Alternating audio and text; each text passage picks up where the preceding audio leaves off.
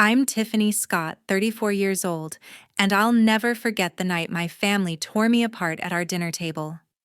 It was a humid evening in Baton Rouge, Louisiana, the kind where tension hangs thicker than the air. I sat across from my parents and my older brother, their faces lit by the glow of a chandelier as they ripped into me. Still renting Tiffany, my mother sneered, her voice sharp enough to cut. What a failure. My father nodded, his eyes cold, while my brother smirked, leaning back like he owned the world. The relatives around the table chuckled, their laughter slicing through me. I'd spent years propping them up, pouring money into their dreams, swallowing their betrayals, but that night they called me worthless. Each word burned a reminder of every sacrifice I'd made, every dollar I'd given, every lie I'd let slide. I could have screamed, could have flipped that table and let the plates crash. Instead, I forced a smile, tight and cold, and walked out, their mocking voices echoing behind me. They thought they'd broken me, thought I'd stay silent. They had no idea what I was planning. Have you ever been hurt by your own family? Share your experience in the comments. I'm reading every single one. That night, I stumbled into my rented apartment in Baton Rouge, the door slamming behind me. My hands shook as I dropped my keys on the counter, the sting of my family's words still raw. I sank onto the couch, staring at the ceiling, their voices replaying in my head. Failure. That's what they called me. I closed my eyes and the memories flooded back, years of sacrifices I'd buried to keep the peace. I was 24 when I paid $30,000 for my brother's college tuition. He wanted to be a big-shot real estate investor, and I believed in him. I drained my savings, worked extra hours as a freelance accountant, all so he could chase his dreams. He graduated, threw a party, and never once thanked me. Instead, he acted like it was his right, like I owed him. My parents clapped him on the back, proud, while I stood in the shadows, invisible.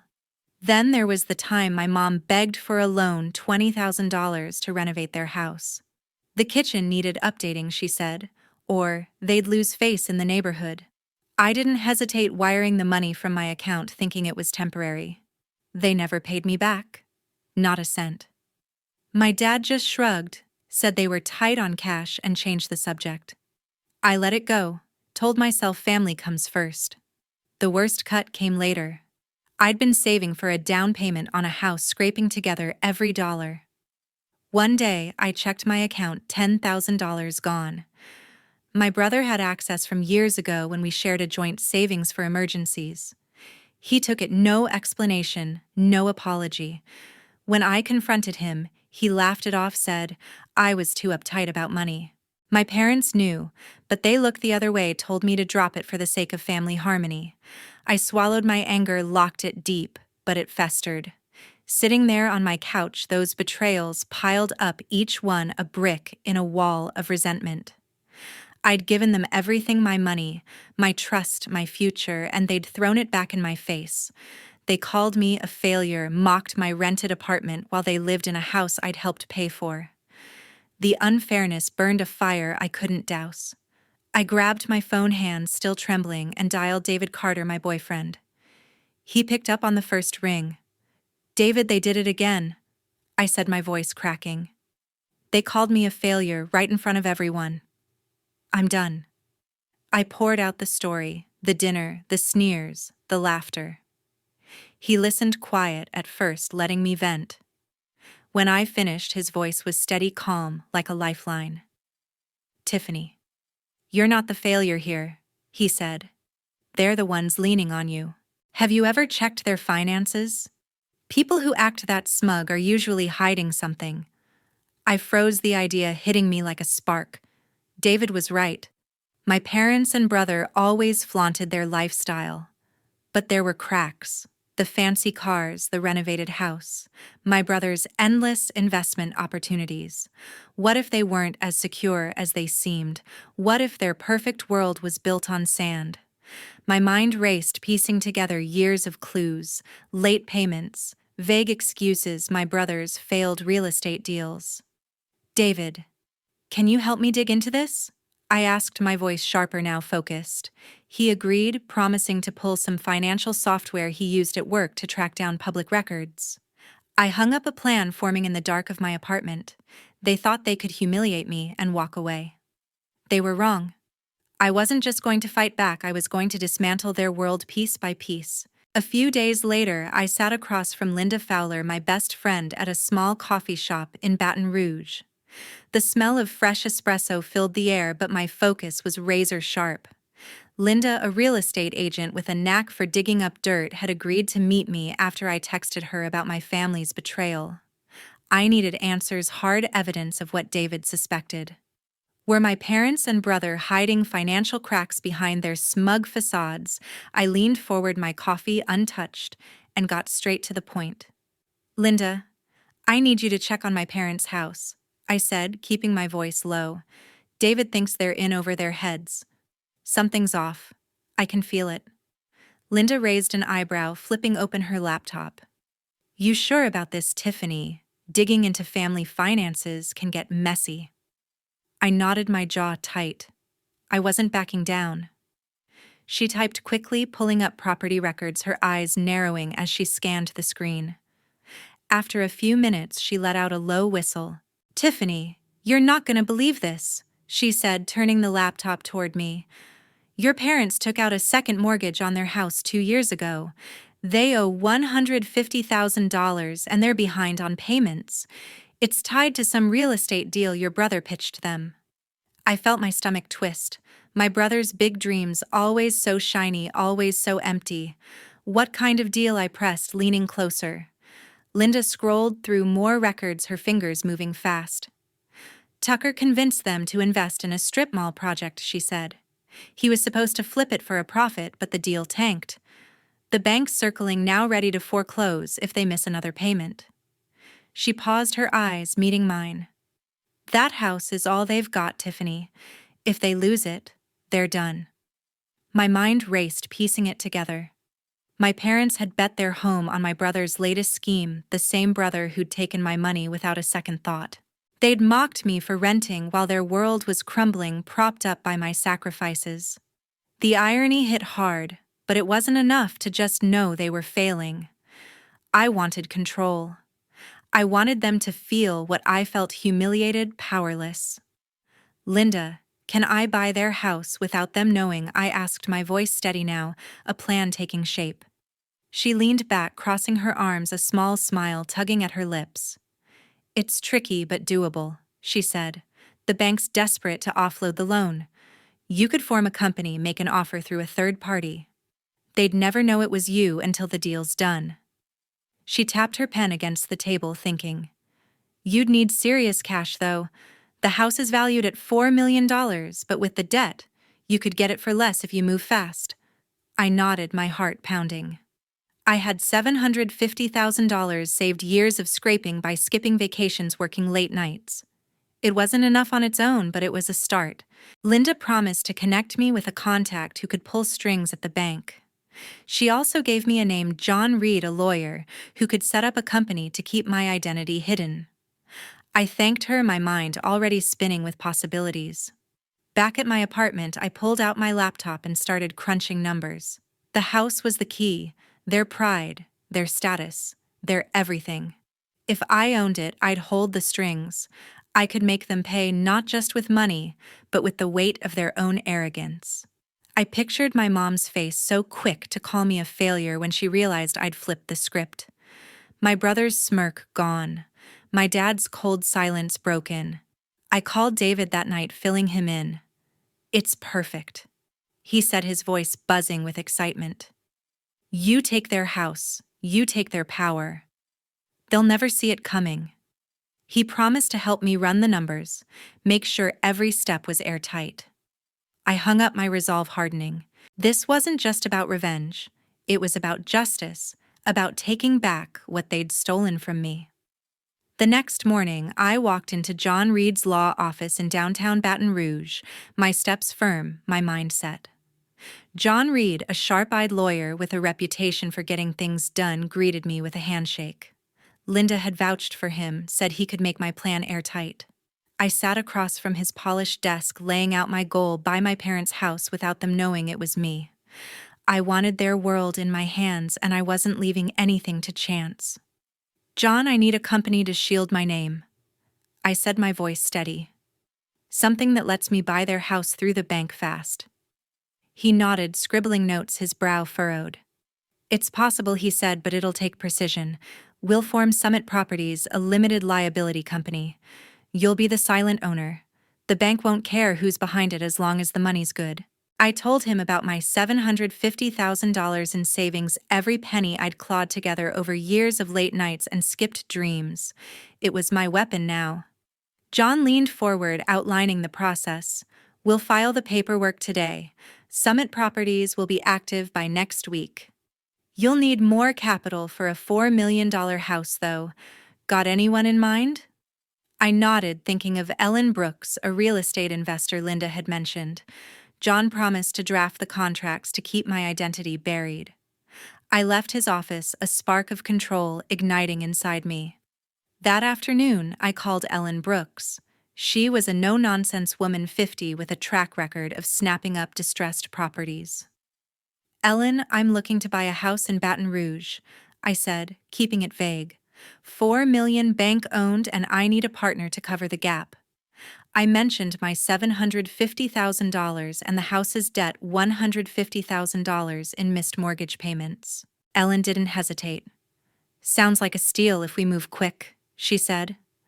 "I can bring $2 million to the table, maybe more. Get me the details and I'll talk to the bank." Her confidence fueled mine. I sent her the property records Linda had pulled, and she agreed to meet me in a few days to finalize the offer. While the paperwork churned, I started watching my family. I drove by their house one evening, parking across the street, hidden in the shadows of a quiet Baton Rouge suburb. Their sprawling two-story home glowed with lights, the driveway packed with my brother's new SUV and my parents' gleaming sedan. Through the window, I saw my mom rearranging flowers for a dinner party, my dad pouring wine, my brother laughing with guests. They were living like kings, throwing lavish gatherings, oblivious to the debt piling up. My brother strutted around, tossing back drinks, acting untouchable. It made my blood boil. They mocked me for renting while their house of cards teetered. I kept tabs over the next week, noticing delivery trucks dropping off new furniture, my mom flaunting a designer handbag at the grocery store. My brother posted online about his next big deal, all bravado, no substance. They were clueless, spending money they didn't have, betting on a future they couldn't secure. Each sighting hardened my resolve. They thought they were above me, but I was closing in. Back at my apartment, I met David to go over the numbers. He pulled up financial models on his laptop, mapping out the purchase. "With your savings and Ellen's investment, you're set," he said, his eyes gleaming. "The bank's desperate. They'll take the offer to clear the debt. We calculated the timeline. Summit Properties would be ready in days, the bank would review our bid, and the house could be mine in 2 weeks." David grinned, squeezing my hand. "You're rewriting their story, Tiffany." I nodded, picturing the moment I'd hold the deed. They'd mocked my life, my choices, but soon they'd face the consequences. My plan was moving unstoppable now. A week later, I sat in my Baton Rouge apartment, staring at the confirmation email from John Reed. Summit Properties now owned my parents' house, the ink barely dry on the deed. I'd crafted a letter through the company, cold and formal, informing my parents their rent was jumping from $2,000 to $6,000 a month, effective immediately. The bank had handed over the keys after our offer cleared, and I was ready to tighten the screws. I sent the letter, picturing their faces when it hit their mailbox. This was the first strike, and it felt sharp, precise. 2 days later, my doorbell rang, sharp and insistent. I opened the door to find my parents, William Scott and Pamela Scott, and my brother, Tucker Scott, standing there, their faces a mix of fury and disbelief. My dad's jaw was tight, his eyes boring into me. My mom clutched the letter, her knuckles white. Tucker stood behind them, arms crossed, glaring like I'd stolen something from him. The irony wasn't lost on me. "Tiffany, what the hell is this?" my dad demanded, waving the letter. $6,000 a month. You're behind this, aren't you? His voice shook with anger, but I caught a flicker of fear in his eyes. They weren't used to being cornered. I leaned against the doorframe, keeping my face neutral. I don't know what you're talking about, I said, my tone calm, deliberate. Summit Properties owns your house now. They set the rent. That's business. I watched their reactions, savoring the way their confidence cracked. Business. Tucker snapped, stepping forward. Don't play dumb, Tiffany. This has your name all over it. You're trying to screw us. His voice was loud, but I saw his hands tremble, betraying his bravado. He wasn't used to being challenged, not by me. I shrugged, keeping my cards close. I'm just a renter, Tucker. Maybe you should talk to the company? Sounds like they're calling the shots now. I let the words hang sharp and cold, enjoying the way they landed. My dad's face reddened, his fists clenching. Pamela stepped in, her voice softer, but no less cutting. Tiffany, how could you do this to us? We're your family. If this is some kind of revenge, it's cruel. Her eyes searched mine like she expected me to back down to play the obedient daughter. Then she turned to Tucker, her tone shifting to defense. Your brother's been working hard to fix things. He doesn't deserve this. I felt a pang in my chest, sharp and raw. Even now, after everything she was shielding him, the same son who'd taken my money, who'd laughed in my face. Fix things, I said, my voice, low, steady. Like how he fixed his strip mall deal, or how he fixed my bank account when he took $10,000. I locked eyes with Tucker, watching him flinch. That's enough. Pamela snapped, her face flushing. Tucker made mistakes, but he's trying. You don't get to punish us for it. Her words stung, a reminder of every time she'd chosen him over me, every time she'd dismissed my sacrifices. My dad stayed silent, his gaze fixed on the floor, avoiding the truth. I straightened, my resolve hardening. I'm not punishing anyone, I said, my voice like steel. Summit Properties raised your rent. If you can't pay, that's on you. Maybe you should have thought twice before calling me a failure. I let the memory of that dinner linger, unspoken but heavy. They froze, the weight of it sinking in. Tucker broke the silence, his voice venomous. You're gonna regret this, Tiffany. We'll figure out who's behind this company, and you'll be sorry. He stormed out, my parents trailing behind, Pamela throwing me a final wounded look. I shut the door, my heart pounding, a mix of triumph and ache. Their accusations meant they suspected me, but they had no proof. I'd kept my tracks covered, just as John had promised. The rift was real now, carved deep.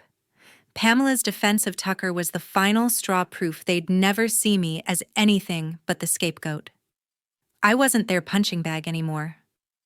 A week later, I stood at the front door of my parents' house in Baton Rouge, the deed to their home burning a hole in my bag. My heart pounded, not from nerves, but from the weight of what I was about to do. I'd spent years swallowing their insults, their betrayals, but today I held the power. I rang the bell, my posture straight, my face a mask of calm. William Scott. My dad opened the door, his expression shifting from surprise to suspicion. Behind him, Pamela Scott, my mom, and my brother, Tucker Scott, appeared, their eyes narrowing as I stepped inside. Tiffany, what's this about? William asked, his voice gruff, arms crossed. I didn't answer right away. Instead, I walked to the living room where the same chandelier from that humiliating dinner glowed above. I set my bag down, pulling out the deed and a copy of the rent notice. Their stares followed every move. I'm here to clear things up, I said, my voice steady, cutting through the tension. Summit Properties owns this house, and I own Summit Properties. I held up the deed, letting the words sink in. Pamela gasped, her hand flying to her mouth. Tucker's face twisted, a mix of shock and rage. William's jaw dropped, his eyes darting to the paper in my hand. You're lying, Tucker spat, stepping closer. There's no way you pulled this off. You're a renter, Tiffany. A nobody. His voice dripped with the same contempt from that dinner, but it didn't faze me now. I was in control. Check the deed, I said, tossing it onto the coffee table. It's real. I bought this house and you're my tenants now.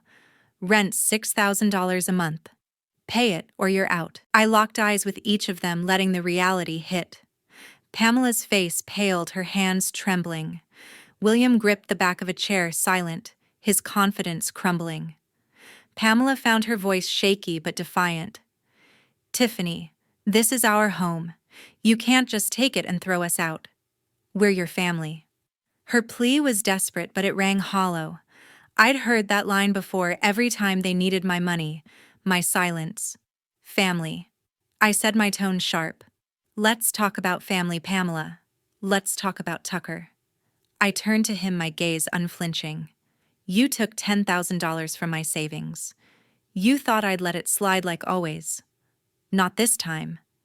Tucker's eyes widened, his bravado cracking. He opened his mouth, but I cut him off. I have the bank records. You accessed my account, took my money, and laughed it off. You're a thief, Tucker, and I'm done covering for you. William finally spoke, his voice, low, strained. That's enough, Tiffany. You've made your point. But this is too far. He gestured to the deed, his hand shaking. I didn't budge.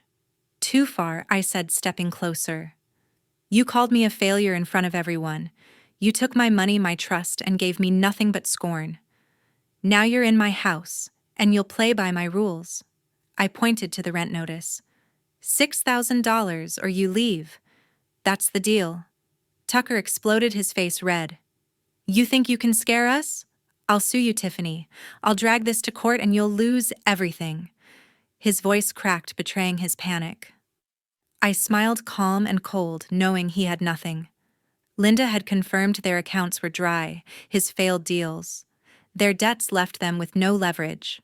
A lawsuit would bury them faster than me. Go ahead, Tucker. I said, my voice like ice. Try it. You can't afford a lawyer, and I've got the law on my side. This house is mine legally. You're tenants, and you're failing. I let the word failing linger, a mirror to their cruelty.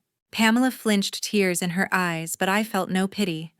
They'd built this moment, not me. Pamela reached for my arm, her voice breaking. Tiffany, please. We can work this out. Don't do this. I pulled away, my heart hard. Her loyalty to Tucker even now was the final nail.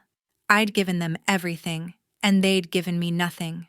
You have 30 days, I said, turning to leave. Pay or pack. I walked out, their stunned silence trailing behind me. I'd flipped their world upside down, and it felt right. The next day, I sat in my Baton Rouge apartment, the weight of my victory settling in. My parents, William Scott and Pamela Scott, and my brother, Tucker Scott, had 30 days to pay $6,000 in rent or leave the house I now owned. I knew they couldn't afford it. Linda's research had shown their accounts were bleeding, drained by Tucker's failed schemes and their reckless spending. I waited, watching the deadline approach, my phone silent. No calls, no apologies, just the quiet hum of their inevitable fall. 3 weeks later, I drove by their house, or rather, my house. The once pristine lawn was overgrown, the windows dark.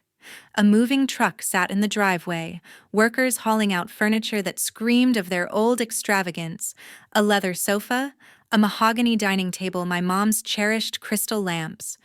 I parked across the street, watching as Pamela carried a box, her face drawn, her designer handbag replaced by a worn tote. William followed, his shoulders slumped, no trace of the man who'd called me a failure. Tucker, usually so cocky, loaded boxes with a scowl, his tailored suit swapped for jeans and a faded shirt. They were leaving just as I'd demanded. I learned later they'd moved to a cramped one-bedroom apartment on the outskirts of Baton Rouge, a far cry from their sprawling suburban home. The kind of place with thin walls, flickering lights, and neighbors who didn't care about their former status. Linda, still plugged into the local gossip, told me the neighbors had stopped inviting them to parties. Their social circle, once so tight, had unraveled. Whispers spread about their debts, their eviction, their fall from grace. The Scott family, once a pillar of the community, was now a cautionary tale. Tucker, I heard, had taken a job as a car salesman at a used lot off the highway. The irony wasn't lost on me. My brother, who'd dreamed of flipping million-dollar properties, was now peddling rusting sedans to make ends meet. I saw him once from a distance wearing a cheap polo with the dealership's logo, his smile forced as he waved at a customer. The swagger was gone, replaced by a hollow look that matched his empty promises. I didn't feel pity, only a cold satisfaction. He'd taken my money, my trust, and now he was paying the price. My parents' pride had crumbled too. William, who'd always held his head high, avoided eye contact at the grocery store, his cart filled with generic brands instead of the gourmet imports he once bragged about. Pamela, who'd clung to her image as the perfect hostess, stopped posting on social media.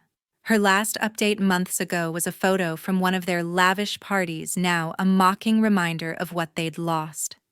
Their world built on my sacrifices had collapsed under the weight of their own arrogance. I made my choice. Then I was done with them. I blocked their numbers, deleted their emails, and let the silence grow. They'd had their chance to make things right, to see me as more than a punching bag, but they'd chosen Tucker, chosen their pride every time. I wasn't their daughter anymore, not in any way that mattered. The house now mine stood empty, a monument to their mistakes.